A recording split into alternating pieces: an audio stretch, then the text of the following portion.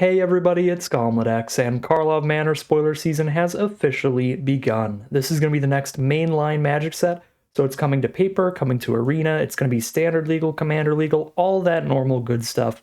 Most importantly for me though, it is going to be the next main draft format. So I'm very excited to see what kind of mechanics, cards, flavor, and lore we're going to be drafting with soon enough. Without further ado, let's see what they've got coming in Murders at Karlov Manor.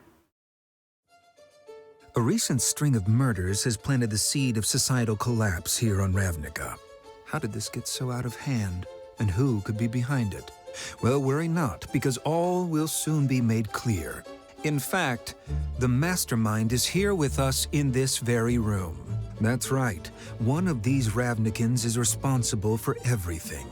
So we've got very murder mystery vibes going already, but we knew that going into the set. I mean, they're having a Clue tie-in, so obviously that's how it's going to be. But one of these 10 people, one of these 10 culprits is going to be the murderer. So I'm just going to throw a guess out there, and I'm just going to assume it's not going to be somebody who is known for killing and violence and stuff. I think they're going to try to make it pretty unexpected, so I'm just going to rule out Massacre Girl, Cranko, Judith, Tesa, Izoni, Aurelia.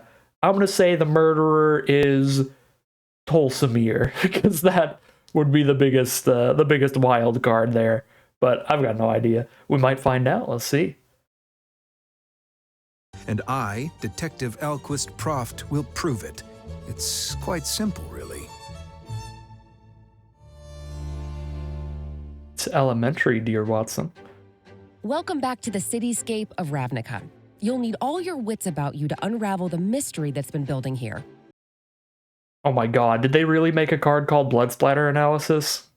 They did. Blood Splatter Analysis, that's so good. Crack puzzles, collect evidence, and identify suspicious individuals in order to discover who is behind the series of grisly murders throughout the plane. The brilliant detective Alquist Proft recently announced that he has discovered the guilty party and invited everyone involved in the investigation to join him for the reveal. But which of them did it? We will go over the events so far and attempt to discover the killer before Detective Proft can unveil the truth. Our story began in the wake of the Phyrexian invasion. I just gotta say, so many of these card names are incredible. Mainly Blood Splatter Analysis, but also like Outrageous Robbery and stuff like that. It's gonna be some great flavorful vibes going. When Phyrexia attacked, most of the Ravnican guilds united to repel the assault.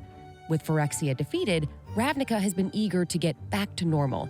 And what better way to demonstrate that the people's spirits remain unbroken than a big shindig at Karlov Manor?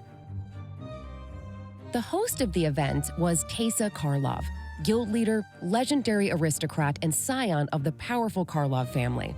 During the Phyrexian invasion, she saved many lives by supplying key intelligence about the advancing armies. And so who could begrudge her for throwing a well-deserved party? So, first spoiler, Tesa Opulent Oligarch, 1 white and a black for a 2/3 death touch at the beginning of your end step. Investigate for each opponent who lost life this turn. Very nice, flavorful callback from Shadows over Innistrad. Investigate just creates these clue tokens you can sacrifice for 2 mana to draw a card. But it's just great to have clues in the murder mystery set and investigating. Tesa also says, whenever a clue you control is put into a graveyard from the battlefield, create a 1/1 white and black spirit creature token with flying. This ability triggers only once each turn, so incredible rare for draft, which is all I really care about. She's a fantastic 2, even kind of like a 3-for-1. You play her, you get a clue token, you draw a card off that clue, that's a 2-for-1, and you get a 1/1 flyer. If you have any other investigating, any other clue production, she's going to be even better. Fantastic, fantastic rare. Everyone who is anyone was there, and everyone else was trying to get in. One featured guest was an old Orzhov friend of Tesa's, heroine Planeswalker Kaaya. Ooh, first Planeswalker of the set, and probably the only Planeswalker. They've started doing just like 1 Planeswalker per set now. 2 white and a black for a 3 loyalty legendary Planeswalker Kaaya. Whenever 1 or more creatures you control and or creature cards in your graveyard are put into exile, you may choose a creature card from among them. Until end of turn, target token you control becomes a copy of it, except it has flying. So, okay, if one of your creatures you control or in your graveyard becomes exiled, you can make like one of your clue tokens or 1/1 spirit tokens become a copy of that creature with flying till end of turn. That's a really interesting, really spicy ability because it's pretty easy to exile some random, really high mana value, really scary creatures from your graveyard. So this could be a build around like sneak attack kind of thing, but like from the graveyard to try to get a kill. She's got a +2 to surveil 2, then exile a card from a graveyard, so she fuels her own ability, letting you exile a big creature, and then turn one of your tokens into a copy of it till end of turn. You can also +1 to create a token. It's a 1/1 flying spirit token, but it also works really well. And -2, exile a creature you control. For each other player, exile up to one target creature that player controls. Kind of like a Bone Splinter's ability where you have to sacrifice one of your own cards, but if you do, you also get to remove one of your opponents, and with Kaaya's ability here, you're going to be getting a little bit of a benefit from exiling your own creature where you get to make something else a copy of it anyway, so you still get your big swing in that turn from your biggest creature, even if you have to exile it to this ability, so pretty cool stuff. Also, of course, you can just exile the 1/1 spirit tokens you're providing, because those are expendable fodder. To use that minus ability as removal. It's going to be an incredible draft card for sure, and it's a really interesting one for Constructed because of that static ability, that passive ability there, being able to turn your tokens into clones in a really interesting and unique way. It's kind of like Reanimator, kind of like Sneak Attack or Show and Tell. Cool build around in Constructed for sure. Great card in Limited in general. Since the Phyrexian defeat, Kaaya has found herself back in her old stomping grounds. Reluctantly attending the party, she assessed the scene, looking for any reason to make her escape. In addition to celebrating a return to normalcy, the Karlov Manor party served to cement a new status quo by hosting members of the Ravnican Agency of Magicological Investigations. That's The a agency mouthful. are a fresh force in Ravnican society, established to make sure that guild politics don't affect the investigation of actual crimes, or at least that they affect them less. One of the members of the agency is rookie investigator Kellen. He is eager What to is follow. Kellen doing here? I'm so tired of Kellen. Kellen's so dumb. I don't know why. I don't know anything about the character lore-wise outside of I think Kellen is Oko's kid, but just the fact that Kellen just keeps showing up everywhere. Like 3 sets in a row, different color identity every time. Kellen annoys me. I don't know what it is. I don't know why. I don't know anything about Kellen, what kind of person they are, but just stop showing up. Stop it. Anyways, the card is 2 a green and a blue for a 3/4 legendary human fairy detective. They've got the adventure mechanic again. Tail the suspect for green and a blue, investigate, and you can play an additional land this turn. So like a worse version of Growth Spiral, because it's sorcery speed, and you have to sack the clue to draw the card instead of just instantly drawing the card. But because it's an adventure slapped onto a creature, you're getting a 2-for-1. You're getting that spell and the creature spell later. So that's why this spell is definitely going to be much weaker than just an individual spell you could cast. See how good the creature side of this card is, though. 4 mana, 3/4 Flying Vigilance. Whenever Kellen attacks, destroy up to 1 target artifact. If you controlled that permanent, draw a card. Okay, I mean, an absolute banger in draft like always. I don't know if it's going to be fantastic for Constructed. I don't play a lot of Constructed, but it seems pretty good to me. Obviously, a little narrow being a multicolored spell, but it's main deckable artifact removal that even with no other synergies gets to crack its own clue token for free, basically. As soon as you attack with this, if your opponent doesn't have any artifacts you want to kill, you just target your own clue, draw your card without spending the 2. Seems very, very good for draft for sure. Maybe even decent and Constructed, but I'm not going to speak on that too much. The night proceeded as planned, the party's opulence drowning the recent woes of Ravnica in splendor and excess. But the festivities were interrupted when a body was found sprawled in the cloakroom Murder on is a the pile perfect of coats. It was the reprint. leader of the Simic Guild, Zigana. They killed Zigana. That's kind of sad. I liked Zigana. Yeah. Dang. Again, I'm not super into the lore of everything, so I don't really know much about Zigana, flavorfully or lore-wise, but I really liked Zigana's card in Ravnica Allegiance, the birthing pot on a stick thing, where you get to keep searching your library for something with 1 higher mana value, so you go up the curve and you can do like combo stuff with Intruder Alarm. I thought that was a really cool card. Also the classic from Return to Ravnica, the big expensive one that draws a bunch of cards for all your +1/+1 counters.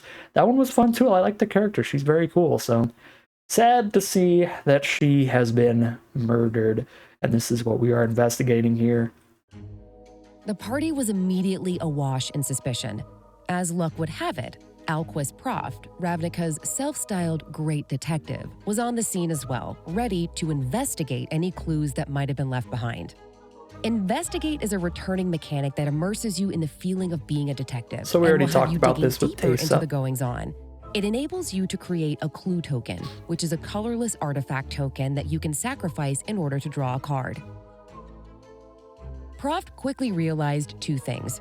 One, the seemingly random coats underneath Zigana display the insignias of each of the guilds, not a clue so much as an anti-clue or a pile of red herrings.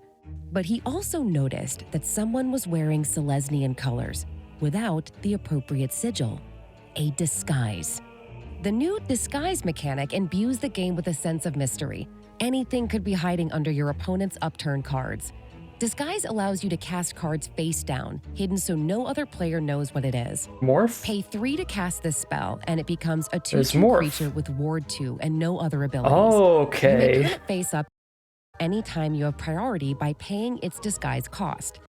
So it's Morph with Ward 2 now. So slightly better Morph because creatures are just, well, I'd say more than slightly better than they were back in Cons of Tarkir. Creatures have gotten pretty big buffs where 3 mana 2/2 is really not making the cut. 3 mana 2/2 Ward 2 is still a pretty bad rate. So I imagine the creatures are going to be a bit powered down compared to the power level of the average creature we've been seeing lately. Lost Caverns of Ixalan, Wilds of Eldraine, that kind of stuff. Because in order for playing a bunch of 3 mana 2/2s to be viable, we need creatures to get a little smaller in this format. So that should be interesting. I would like to see that. A bit of a change of pace, really, to change up like the power level of certain card types. Like creatures maybe get a little bit weaker this time around, but maybe high mana value spells get a little bit better, because then you're dropping 3 into the ward and then a bunch into the disguise. Or sorry, 3 into the disguise to play it face down as a morph, then a bunch into flipping it up. So like for a bunch of mana value, you can get like a really big creature. So could be cool to see a slower format this time around, maybe a little more spell focused. A format where 3 mana 2/2s are viable sounds like a cool change of pace. So we'll see how well they do it here. This happens immediately, doesn't use the stack, and can't be responded to.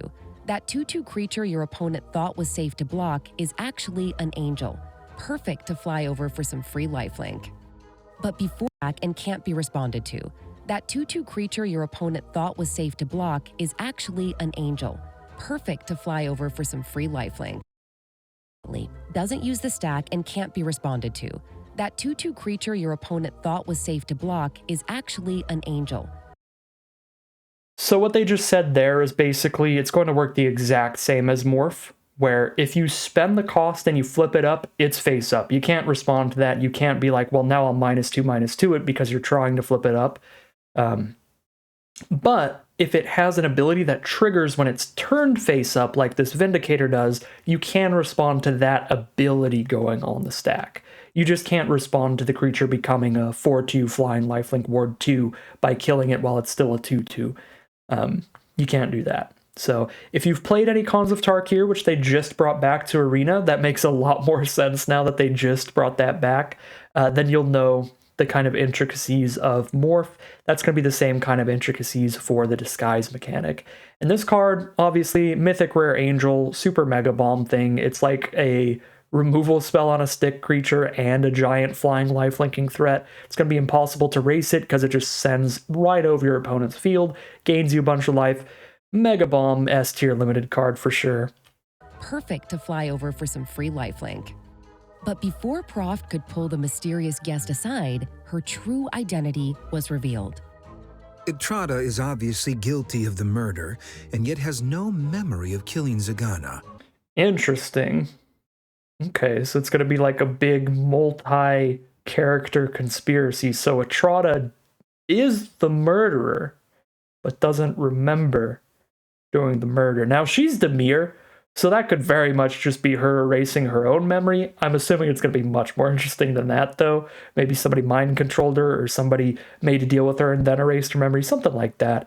Anyways, let's check out this card. 1 a blue and a black for a 1/4 death-touching vampire assassin. Face-down creatures you control have 2 a blue and a black to turn it face up.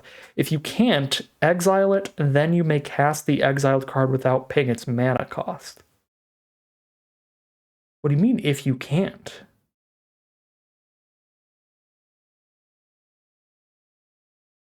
Whenever an assassin you control deals combat damage to an opponent, cloak the top card of that player's library. Oh. So I assume this cloak mechanic means if you cloak a card, you put it on the battlefield face down as a 2/2 with ward 2. Just like when you're playing a disguise card, but a cloaked card could be something that doesn't have an ability to get turned face up ever. So then if you do something like this Atrada ability to turn your cloaked card face up, then you still get to cast it at least. Clearly, the roots of this case go much deeper. That's a cool than I mechanic. It's like initially Manifest, suspected. except you're not allowed to cast it. Kaaya was ready to leave Well, they didn't tell us what Cloak does yet, but also they didn't tell us what Investigate did when they showed Tesa, so we'll get the official rules on the that plane soon. she once called home, but was summoned back to the Clearly, the roots of this case go much deeper than I initially suspected. Kaaya was ready to leave the plane she once called home, but was summoned back to the scene of the crime at Karlov Manor. All right, Scene of the Crime is an incredible card name. Also, another artifact land, fantastic for affinity players, artifact decks and commander, all that stuff. And it's a clue land, which is adorable. Artifact land clue, a land with the clue subtype. Clue just meaning, of course, you can spend 2, sack it, draw a card. That's a very nice utility land. Enters the battlefield tapped, taps for colorless naturally. Those are definitely 2 downsides to make sure that it's not busted, but seems like a great flexible card for draft for sure. Maybe a pretty high pick because it's mana fixing. It's mana flood prevention where you sack it and draw a card late game. Very cool card. Tesa claimed to have something important to tell her, but by the time Kaaya arrived, Tesa's body was already cold. Are they just gonna kill all of the guild leaders? Tesa calls Kaaya over. Kaaya comes over, and now Tesa's dead. So Zigana's dead. Tesa's dead. This is brutal. This is rough. So Deadly Complication, though. The spell's good. I mean, for draft, for sure. 1 a black and red, so it's restrictive. You've got to be in Rakdos, but it's a removal spell that can do a little bit more. I mean, 3 mana sorcery, destroy a target creature. Always going to be playable in draft. I have no idea what a suspected creature is yet. Might be something like the Ring Tempts You mechanic, where you have a ring bearer on the board that has special abilities. Maybe instead of having a ring bearer that gives buffs, your opponent suspects one of your creatures to give it debuffs or something. So, I don't know. I don't know what that is, but anything that's 3 mana removal that destroys a creature and has some kind of minor upside is just going to be good in draft. So, cool card. R.I.P. Tesa. Tesa's also very cool. Tesa, a more fan favorite character than Zigana for sure. She's not as close to my heart as Zigana because I just love that Birthing Pod commander. But Tesa's really cool too. The original Tesa, the one that spits out some spirits, was a very cool commander as well. And the one that doubles up your death triggers. Tesa's got a lot of cool cards as well. Another murder. Kaaya discovered a note written in Tesa's hand, but the script was Phyrexian. Was Tesa working for them? And could there be another murderer on the loose? There's With these Phyrexians unanswered involved now? questions spurring her on, and a dead friend to put to rest, Kaaya took on the case. Cases are a new mechanic that allow you to experience the different steps as a mystery unfolds, just as a detective would. Cases are quest-like enchantments with 3 abilities. The top ability is always active. The middle is a condition to solve the case, and the bottom a reward once you've solved it. Okay. The first part is the ability that just happens. The second part is what you have to do to trigger the third part, or to get to the third part. Okay, so with this, 1 mana, make a clue token. And then if you control 3 or more artifacts, then you solve it at the beginning of your end step. And once it's solved, you can spend 2 and a blue sacrifice this, put 4+1/+1 counters on a non-creature artifact, and make it a 0/0 bird creature with flying. Okay, I was going to say, I didn't see the flying part, so I was confused. Okay, yeah, turn it into a 4/4 flying bird, basically. Turn one of your clues into a bird. Very cool mechanic. Very cool mechanic. Yeah, I like that a lot. Obviously, it's a little confusing when you very first see it, but it's pretty quick to figure it out. Like, these are going to give you some form of value when they hit the board, or maybe have some kind of passive mechanic when they hit the board. Then the middle tells you what you need to do the chapter 3 part, basically. Cool. So this is going to draw you a card with that clue token, and it's going to give you a 4/4 flyer eventually. Seems like another great card for draft. A very fun build around. And I like that they have the little case solved token, so you can keep track of if you've met that condition yet, because you only have to do it one time, right? So if you control 3 or more artifacts, at the beginning of your end step, it becomes solved, and it's just permanently solved. You can then sacrifice all your artifacts, and it's still a solved case from that point on. Cool mechanic. I like little mini game things like that. That's pretty sweet. Kind of like checking off a little achievement box on your list.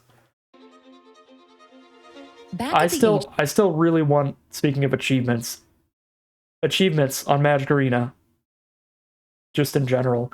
Obviously on Steam, because Steam has Steam achievements, but even just natively, that would be really cool. Like win a game at 100 or more life in the ranked queue or something. I guess that would lead to some annoying games with people that are just trying to do achievements, but it'd be fun to try to do stuff like that. Solved it. Back at the agency, Kaaya and Kellen bumped into Aggro Cost, who was one of Boros' best investigators when he was alive. Okay. So Aggro Cost, 2 red and a white for a 2/4 legendary double-striking vigilant spirit detective. Whenever Aggro Cost enters the battlefield or attacks, choose up to 1 creature. If it's suspected, exile it, otherwise suspect it. So now we get to know what the suspected mechanic is. Very interesting. It's not a buff or a debuff, it's both. So sometimes you'd want to suspect your own creature, sometimes you'd want to suspect an opponent's creature. If you want to shut off a blocker, then you suspect your opponent's creature and now it can't block. But if you're on the aggressive and you just want to get damage through, you can suspect your own creature, and then it's got menace. Sure, it can't block, but if you're on the aggressive and you're just chipping in for damage, making it a menacing threat makes it harder to block. Very cool, very interesting mechanic there. And obviously with Aggro Cost, you probably want to just suspect your opponent's creature every time, because once they have a suspected creature, if you suspect it again, you exile it. So cool card, cool mechanic. I like that a lot because it's got that versatility. Using it on your own creatures when you need aggro, using it on your opponent's creatures when you want to shut off their blockers. It's kind of a purely aggressive mechanic though, right? Because both halves of that is aggressive, making your creature harder to block or making their creature unable to block.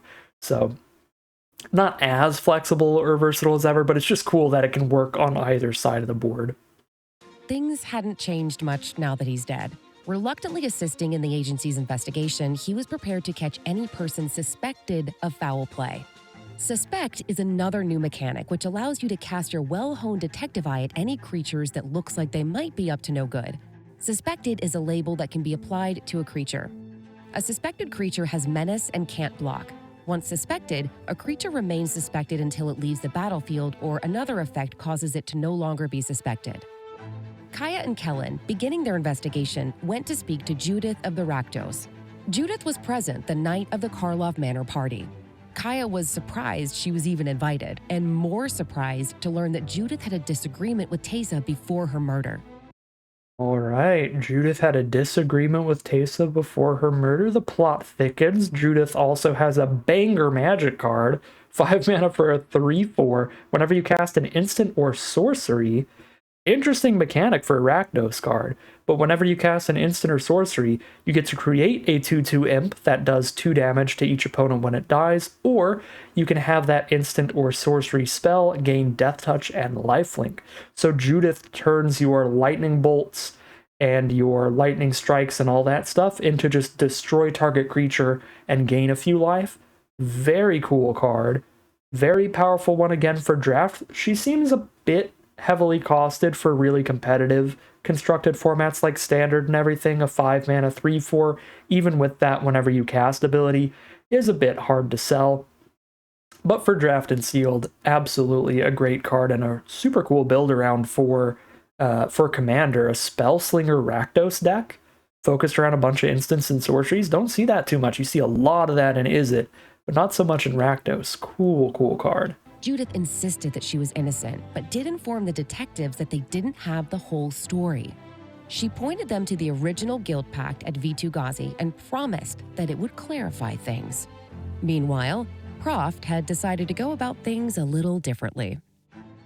I have a new and unlikely partner, Atrada. After all, who would be more motivated to clear her name? And it helps to have an assassin on my side as I untangle this thicket of clues and false leads. Atrada and Alquist headed to the last place she remembered being before waking up at the party, one of her assassin-friendly hiding places. They discovered a fine yellow-gray powder dusting her bedside table and pillowcase, their first major piece of evidence. Collect evidence is another new mechanic. You can solve a mystery in your head, but nothing is as important as hard evidence when bringing the guilty to justice. To collect evidence, exile any number of cards from your graveyard with the total mana value of the indicated number or greater. Some cards even unlock alternative effects when entering the battlefield, if evidence was collected. All right, so collect evidence doesn't actually do anything inherently. It's just a way to shorthand that you need to exile a bunch of cards from your graveyard. So collect evidence 4 just means you need to exile cards from your graveyard with total mana value 4 or greater for whatever effect it is. On this one, it's that your opponent, to target it, has to exile cards with total mana value 4 or greater from your graveyard. But I assume there's going to be other cards that's like you have to exile cards from your graveyard with total mana value 4 or greater in order to use its ability, which is like tap draw a card or something like that. So probably as a cost to some abilities, maybe as parts of spells or something. I feel like, I don't know. I don't love that mechanic because it doesn't like inherently do anything. I guess it's so that they can have this sort of graveyard mechanic in the set without having every card literally be like 8 lines of text. So once you kind of shorthand that exiling a bunch of cards with total mana value whatever from your graveyard just means collect evidence 4, you can read the cards much quicker. So yeah, I guess it's just a shorthand really, but it's not really like a mechanic, if you know what I'm saying, right?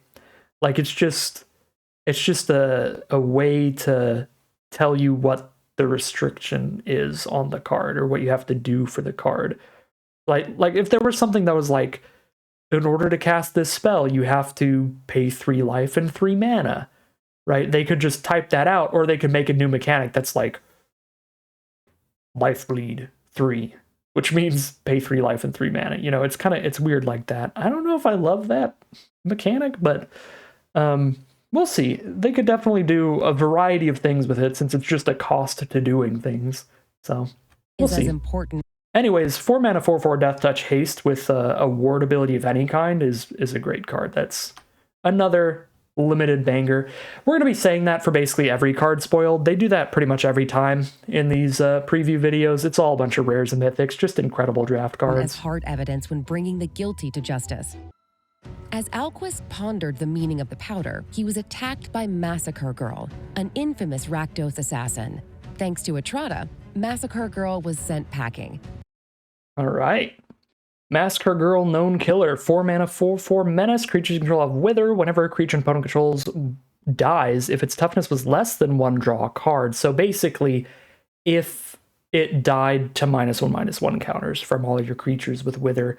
So if like a 2/2 has 2 -1/-1 counters on it, it turns into a 0/0 and naturally dies, and you draw the card off of it.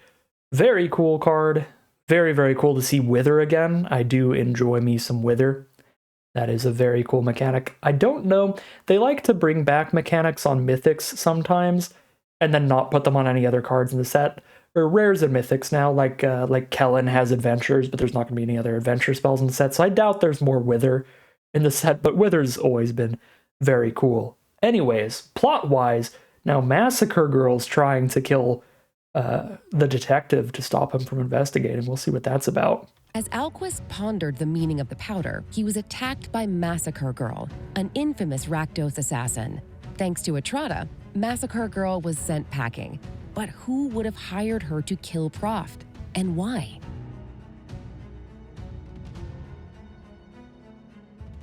Kaaya and Kellen headed out into the wilderness, or as close as Ravnica gets to wilderness, to see the new literal resting place of Vitu-Ghazi as the giant tree recovers from the battle with the Phyrexians. The branch of Vitu-Ghazi. Disguise, so that's a land with morph.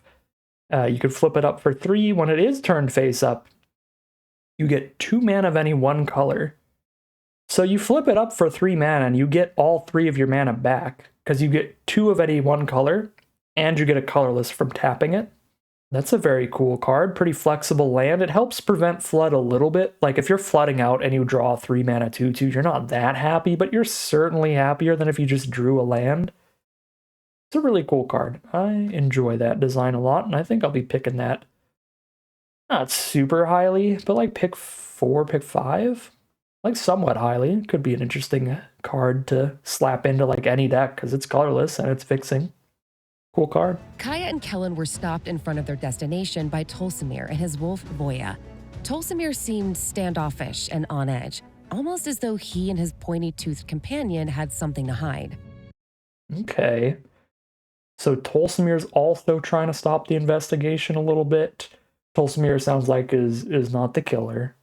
So my guess was wrong. But Tolsimir is another sweet card. 5 mana for a 3/2 lifelink. When Tolsimir enters the battlefield, create a 5/5 legendary Voha with trample. So 5 mana for a 3/2 lifelink and a 5/5 trample is already a great deal. Whenever a wolf you control attacks, if Tolsimir attacked, you get to also force one of your opponent's creatures to block the wolf. So if you attack with them together, you make one of their weaker creatures block your 5/5 trample. So you can guaranteed get a kill on that. Super sweet card again. Gonna be saying that for all these rares and mythics. It is really cool to see. They said that don't expect this to be like a Ravnica set this time around, even though it's set on Ravnica, right? Like we're not gonna get a ton of cards in every color identity, but it's cool to see that we're getting 1 legend for every guild still, right? Because we got Atrada, we got Tolsimir, we got a Tesa, we got a Judith. Like we're gonna get 1 commander for each guild still, which is pretty cool. Oops. But after a couple of tense moments, he agreed to lead our intrepid investigators inside Vitu-Ghazi.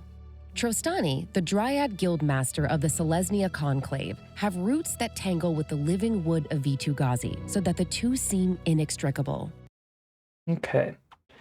So, they've been led into Vitu-Ghazi to talk to Trostani now, which is kind of a Morphling variant, just one of these really buff creatures for a cheap mana cost. Yeah, just a super efficient beat stick is all they're going to be here. 3 mana for a 4/4 that can gain Death Touch or Vigilance or Double Strike for anywhere from 1 to 3 mana. Cute card. I've never been all that excited or interested in these just like beat stick cards that you have to spend mana to give them extra abilities, like Morphling kind of effects. They've never been my cup of tea. Or Savage Knuckleblade from Khans here, stuff like that. I'm just like, I don't know. It doesn't really excite me. Like, this is obviously a strong card. It is beefy for the mana cost. It's gonna be a high pick and draft, but it's just not that interesting or exciting of a design to me. It doesn't hit my brain waves the right way. Trostani was once 3 dryads, Sim representing harmony, Oba representing life, and Ses representing order. Now all are united with each other and the World Tree. They pointed the investigators towards the guild pact they sought. The investigators learned that the cult of Rakdos was founded and bound to Rakdos in the hope that it would prevent him from his practice of instilling murderous rage into random citizens. That sure sounds like what happened to Atrada. Atrada and Alquist headed to see Kylox the Inventor. So, Sounds like Rakdos or the Cult of Rakdos might have something to do with it, instilling murderous rage into Atrada. All right, Kylox Visionary Inventor now over in Is It? 7 mana. Okay, we're getting to the first card that might not be draft playable. 7 mana for Menace Ward 2 Haste. Whenever Kylox attacks, sacrifice any number of other creatures, then exile the top X cards of your library, where X is their total power. You may cast any number of instants and or sorceries from among the exiled cards without paying their mana costs. That might actually not be draft playable. Probably, I don't know. Probably still in sealed because sealed is a little bit slower. You gotta have some really good spells though to want to do that. And a high spell count, because what happens if you sacrifice like a 3/3 or a 4/4 or something, you exile 3 or 4 cards and there's just no instant or sorcery spells there. You're really, really screwed. Plus, yeah, you're overcharging here if you're not getting value out of that ability. A 7 mana 4/4, even with 3 pretty good abilities. Yeah, I don't actually think this card's good in draft. I don't think I really want to take this super highly. Like, I'll play around with it, try it once or twice, but I imagine it's just going to be too slow and dirtily, and I'm just going to get overrun by cheaper, more efficient spells. Yeah, doesn't seem like a good draft card, but as always, a cool, fun commander to build around. Hoping he might be able to shed some light on the mysterious powder, Alquist had some suspicions about what that substance had to do with murders, and knew that only an advanced scientific mind could help him get to the bottom of it. But when he and Atrada arrived at Kylox's lab, they found it in a state of turmoil. Alquist combed through the ransacked lab for clues and discovered a secret disguised hatch that led underneath the lab. Okay. So they go to Kylox in the Is It, and the lab is ransacked, and they're going to be checking a hatch underneath. But the Case of the Ransacked Lab spell is a 3 mana enchantment that's going to make it so instants and sorceries you cast cost 1 less to cast. That's already incredibly playable, right? We've had that for like 4 mana before, and people have played that. Not like in super competitive decks or anything, but in like instant sorcery build-arounds in Commander and stuff. If you've cast 4 or more instant and sorcery spells in 1 turn, you get to solve this, and as long as it's solved, whenever you cast an instant or sorcery, you draw a card. That's an incredible Storm build-around for Storm Commander decks. That is wild. I don't think you're going to be able to get that to really work in draft.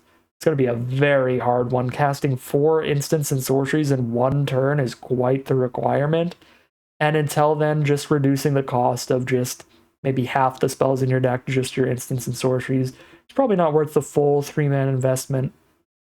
So, not my kind of stuff for draft, but very cool for Commander. Kylox must have tried to escape. Alquist and Atrada followed the path only to find the missing Kylox working furiously in a secret office. Before they had a chance to discuss the powder, a group of goblins broke in to capture the artificer. Alquist and Atrada were able to quickly hide from being taken themselves, but managed to follow the group to somewhere on Tin Street. They discovered that Krenko, another suspect who felt that he was the one in danger, was behind Kylox's kidnapping. Okay. So Krenko kidnapped Kylox and sent goblins after the detectives, afraid that he's a suspect for murder. Cool. 3 mana 3/3 haste, sack an artifact, put a +1/+1 counter on each goblin you control. That's very cool. Build an artifact and goblin build around deck all at once. And whenever an artifact's put into the graveyard from the battlefield, you can spend 1 red to create a 1/1 red goblin creature token. Gains haste till end of turn. The really cool thing about this is the way that these abilities stack is you tap Krenko, you sack your artifact to put a +1/+1 counter on each goblin you control, and while that ability is on the stack, the when an artifact is put into a graveyard ability goes on top of the stack above the put a +1/+1 counter on everybody thing. So you will get your 1/1 red goblin if you spend the red mana, then make it a 2/2 with the +1/+1 counter alongside all your other goblins. So those abilities actually stack together very well. So very cool card, very strong one as well. A 3 mana 3/3 haste with a ton of interesting upside. Like, you just sack a clue token, spend a red, and now you've also got a 2/2 goblin alongside Krenko, and Krenko's a 4/4 because Krenko puts the counter on himself as well. Yeah, that's going to be a great one for sure for draft and Krenko commander. believed that Kylox's secret research was the key to the recent spate of murders. As if on cue, yet another brainwashed Ravnican made an attempt on Krenko's life. But his aim fell short, and instead of Krenko, Kylox was killed. I'm not gonna lie, I've never heard of Kylox before, so I'm not that sad. Kylox has died now He too. managed to rouse the murderer from his stupor. He was confused and horrified. He claimed to have been at the flower shop. And then suddenly here he was assassinating a scientist he had never even heard of. How curious. At this point in the investigation, it was clear that victims were piling up at an alarming rate. What had started as a search for Zigana's killer had now spiraled into something much more wide-ranging and insidious. Tesa and Kylox had both been murdered in cold blood, and there were more bodies to come. As Proft and Atrada were contemplating the scope of this case, across town, the agency informed Kaaya and Kellen that Tesa's killer had been captured, a low-level hitman with no memory of the attack. And the bad news kept coming. Since she last crossed paths with Proft, Massacre Girl had attempted to murder Aurelia, killing 10 of her soldiers in the process. Massacre Girl, echoing the other killers so far, said she didn't know why she attacked Aurelia. Aurelia would not accept this answer. She gave Kaaya and Kellen 24 hours to solve the case, or she'd march the Legion to war against the cult of Rakdos, almost certainly plunging Ravnica back into chaos. Oh boy, so somebody's going around just making a bunch of people murder a bunch of other people, trying to like start a war between the guilds, and it's about to work because they've now tried to assassinate the leader of the Boros, which is like the military faction on Ravnica. And yeah, Aurelia's not having any of that nonsense, so she is ready to go to war. They need to solve the case right now, or Ravnica's going back to war.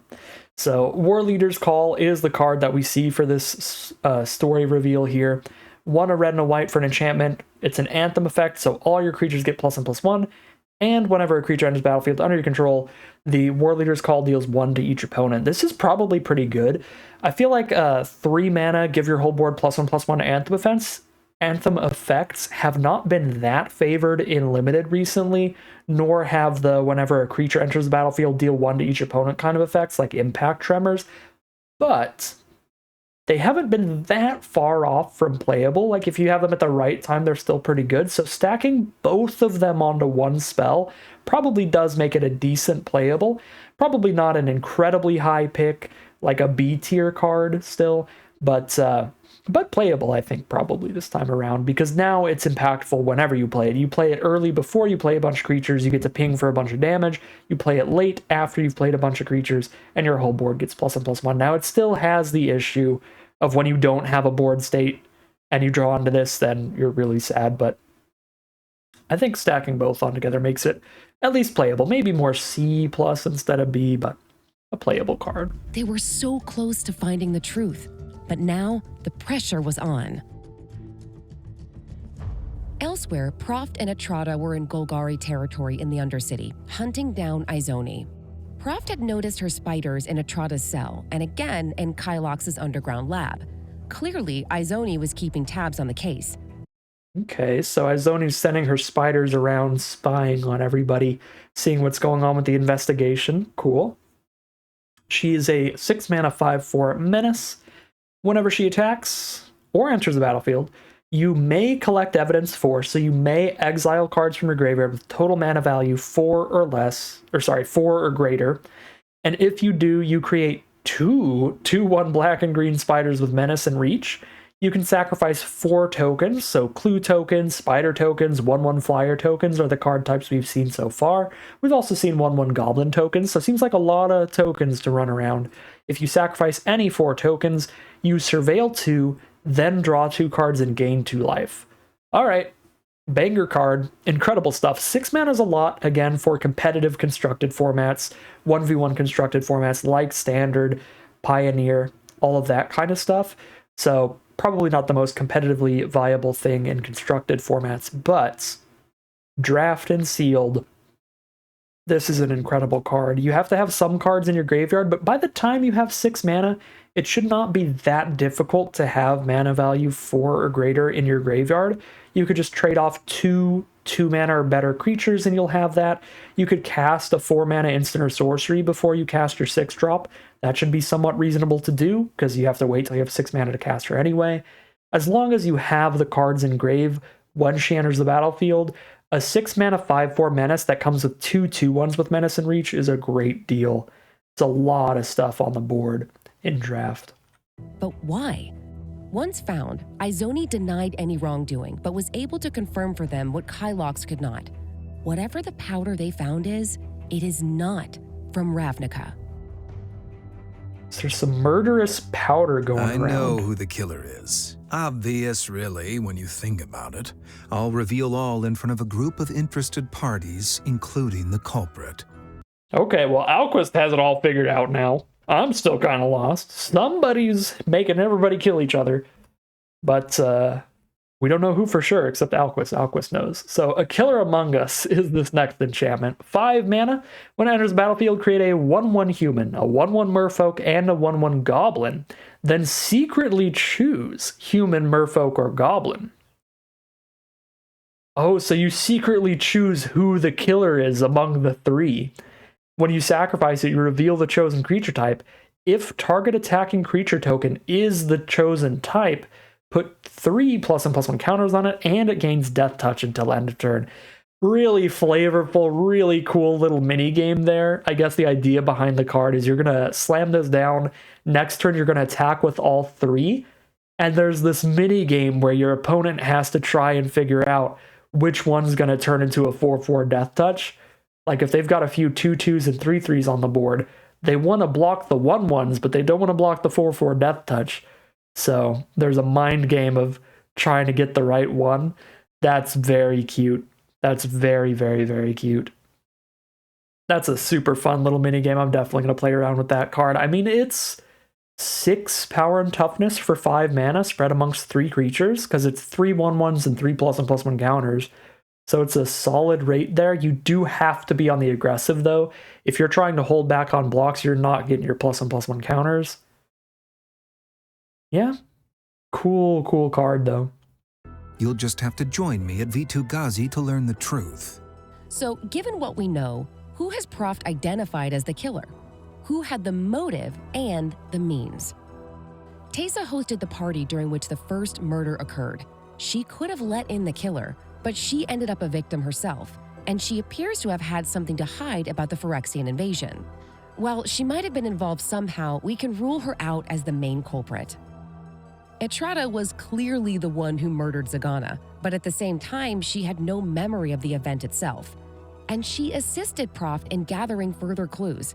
Is she the murderer, playing a long and complicated game, or just the murder weapon? Judith had her own quarrel with Tesa, though she claims it was minor. But she also knew about the guild pact with Rakdos. Is it possible she's involved in the murders, or does she have her own cunning plan? Massacre Girl is, as the name implies, a known killer. She not only attempted to knock off Alquist Proft, but also attacked Aurelia. Is she, like Atrada, an unwitting pawn for someone else? Or is something more sinister going on beneath that not-so-innocent smile? Kylox felt threatened for the secret projects he was working on, but didn't reveal what those were while he was alive. Is it possible it had something to do with the powder that Proft found? Either way, his death rules him out as a suspect.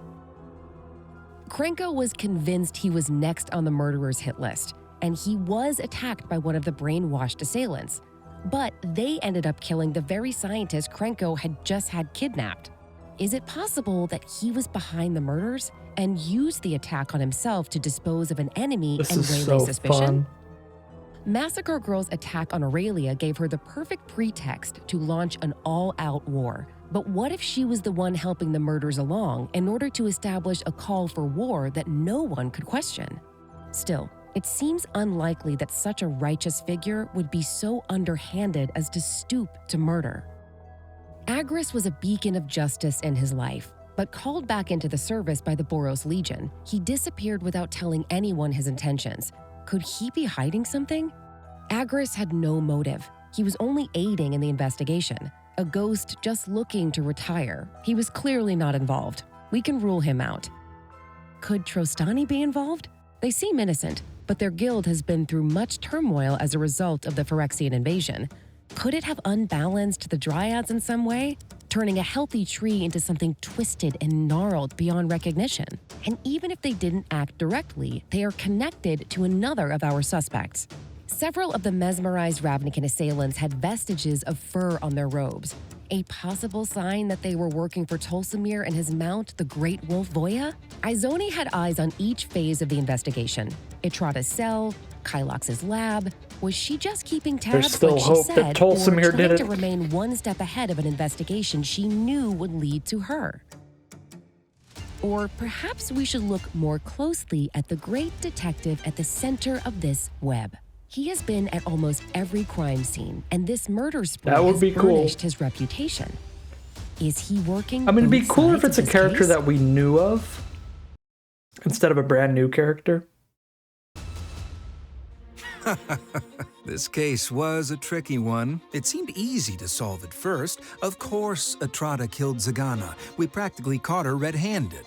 I witnessed Kylox's death, but the attacker surrendered without a fight. Someone had to be pulling the strings all along.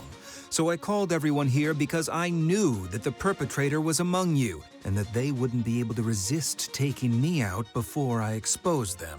As I had hoped, while speaking with Kaaya moments ago, a flower grew from the wall and attempted to dose her with what appears to be mind control pollen, triggering my demise. Thanks to Izone's help, we knew that this powder was not something we've ever seen here.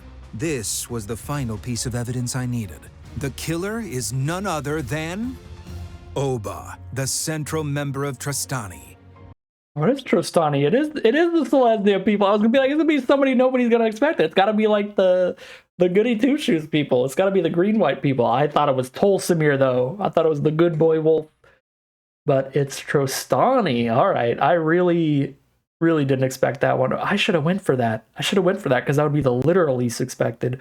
The most just like they're just the flower community people. All right, let's hear why. Let's hear what this is all about. Was the final piece of evidence I needed. The killer is none other than Oba, the central member of Trostani. Only Trostani has the power to create a new form of life like this. Any plant in the city was able to be used as a delivery system for the pollen. So, that's the method and the means. As for motive, each of the people Trostani killed or tried to kill was involved with the Phyrexian invasion. Tesa was communicating with them, though I'm told she was actually acting as a double agent for the benefit of Ravnica. Krenko profited off the war, and Zigana was experimenting with Phyrexian oil. No one was more damaged by the Phyrexian invasion than Trostani. That's so cool. That's really interesting to pull it all in with the whole giant Phyrexian invasion storyline of like, yeah, these are the people that Trostani feels have wronged the plane of Ravnica and allied with the Phyrexians in some way or the other. That's so cool. Such a cool like motive and unexpected kind of stuff. I don't know, maybe you'll disagree, but I'm like, that's a really interesting way to tie it in with like recent storylines of other sets. Even though we're like jumping plane to plane every single set, we still get some storylines about the ramifications of everything. That's really cool. For the benefit of Ravnica, Krenko profited off the war, and Zigana was experimenting with Phyrexian oil. No one was more damaged by the Phyrexian invasion than Trostani, emissaries of all living things on this plane. And so, no one had a motive for murder like them. So there we have it. Oba, the central member of Trostani, was behind the plot, and Alquist Proft, with our help, managed to put the pieces together. But the larger mystery has just begun. There are so many more puzzles to solve and secrets to uncover with Murders at Karlov Manor. Your eye to detail and detective skills are still needed. In addition to playing the new set, there are 12 puzzles and 1 meta puzzle to solve. You can find your first puzzle in the pre-release kit and then discover more in products like Play Boosters and the bundle. Go to RavnicaDetectiveAgency.com for more puzzles and the final meta puzzle. And if you feel like attending a party less deadly than the one at Karlov Manor, you can play early at your local game store for pre-release starting the weekend of February 2nd, on Arena February 6th, and available everywhere February 9th. If you want even more tantalizing clues and details about the murders at Karlov Manor, story episodes are currently rolling out. Keep a sharp eye out for any further clues, detectives. Ravnica's still counting on you to solve the remaining puzzles. All right, that was a cool debut video. That was very different. Well, that is it for the Murders at Karlov Manor debut video. I thought that was pretty cool. I like how they took us along the entire murder investigation from start to finish. I think that was a very, very neat way of doing the story this time around. They usually like to give us the gist of the story every time, but this time it felt a little more like specific, a little more in-depth. It felt like we really got a feel for the whole story of the set this time, more than in other debut videos, and I enjoyed that quite a bit, getting the cards that were like flavorful and story moments along the way. I think this was a great, great debut video flavorfully. I'm a little bummed out story-wise. Like, story-wise, I think it's great. I think it's really cool to have this full murder mystery investigation and everything. I am just a little bummed out that Zigana and Tesa are dead.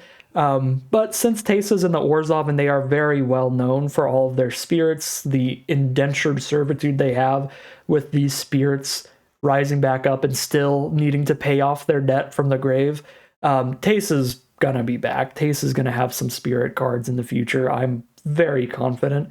But Zigana is probably gone, so that's still a bit of a bummer. Overall, though, the story stuff here was great and really cool. I love the flavor. I love the idea of tying in the flavor of the set with the mechanics of the set, so having the investigating and clue tokens is really cool flavorfully, just with the terminology. Solving the case archetypes, the case mechanics, I guess, is a really cool little sub-game within the game that you gotta get done. You have to cast like 4 instants to solve this case, you have to have 3 artifacts on board to solve this case. I think these little mini-games within the game kind of things are also really cool. And of course, bringing back Morph as disguise this time around, where it's just better Morph, is also a great way to do it. Have some amount of hidden information mechanics in the set that's all about solving a murder. It's all about murder mysteries. It's about what could they have face down here? Who is this? Who's under the disguise? That could matter a lot gameplay wise. Even in just a really competitive game of draft or standard or something, it could be the difference between winning or losing is whether you can decipher what is disguised. So I like that mechanic as well. And of course, then the cloak thing. I don't think they ever told us actually what cloak means. But like we can decipher from Atrada's card that cloak simply means to put just a card face down as a 2/2 board 2, even if it doesn't have a disguise trigger that can flip it back up. So yeah, all around, just great stuff. Great stuff. I mean, it's hard to come out of a debut video like super disappointed, because they only show a lot of the rares and the mythics and the really cool build around commons and uncommons. Or just commons and uncommons that help show off the mechanics. So it's hard to come out disappointed, but overall, just a great debut. If you want to leave your thoughts about the debut, go ahead and leave them in the comments below. If you felt differently, if you had your own things you're really excited about that maybe I didn't even mention here, you can leave them in the comments below. As always, I'd like to thank my patrons and YouTube members for supporting the channel, as well as you for watching this video. If you're interested in seeing some more like this, you can always like, comment, and subscribe to tell the YouTube algorithm to send you some more of these videos in your recommended feed. If you'd like to catch me live, you can check out the Twitch channel in the link in the description below. And if you'd like to support the channel directly, you can check out the Patreon link in the description below. But other than that, as always, thank you very much for watching, and I'll see you again soon for some more Magic Arena.